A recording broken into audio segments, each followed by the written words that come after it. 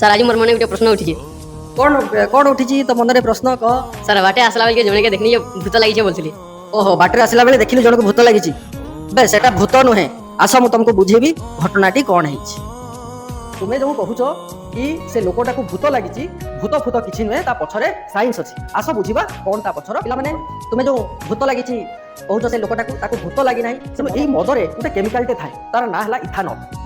ଏଇ ଇଥାନଲ ତୁମ ପାଟି ବାଟେ ଦେଇ ଏଇଠି ଗୋଟେ ଟ୍ୟୁବଟେ ଅଛି। এই নলীটার না হল ইসোফাগস বা ইয়াକୁ গ্রাস নলী বলি কহନ୍ତି বা নিগଳ বলি কহନ୍ତି।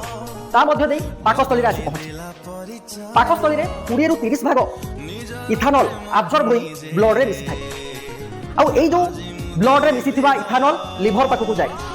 লিভর পাখরে ଏହା এসিটালডিহাইড নামক গোটে কেমিকালକୁ কনভর্ট হয়। কিন্তু সমস্ত ইথানল বা যে আলকোহলরে আমার ইথানল থাকে, সমস্ত এসিটালডিহাইডକୁ কনভর্ট হই পারে নাহি লিভরে। ଆଉ କିଛି ବ୍ଲଡରେ ରହିଯାଇଥାଏ, ଯାହାକି ଆମର ମସ୍ତିଷ୍କକୁ ଯାଏ।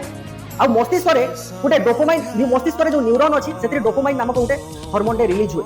ଆଉ ଯାହାଫଳରେ ଯେ ମଦ ପିଆ ଲୋକଟା ଟିକେ ଖୁସି ହୋଇଥାଏ। ଆଉ ସେ ଏମିତି କଣ୍ଟ୍ରୋଲ ରୁହେନି, ପୋଡ଼ି ପୋଡ଼ା ଯାଏ। କ'ଣ ପାଇଁ? ବ୍ରେନ୍ରେ ଆଉ ଗୋଟେ ପାର୍ଟ ଥାଏ ଯାହାର ନାଁ ହେଉଛି ସେରେବେଲମ୍। ୟାର କାମ ହେଲା ତୁମେ ଯେଉଁ ବାଲାନ୍ସ ହୋଇ ଚାଲୁଛ, ଏହା ହିଁ ସାହାଯ୍ୟ କରିଥାଏ।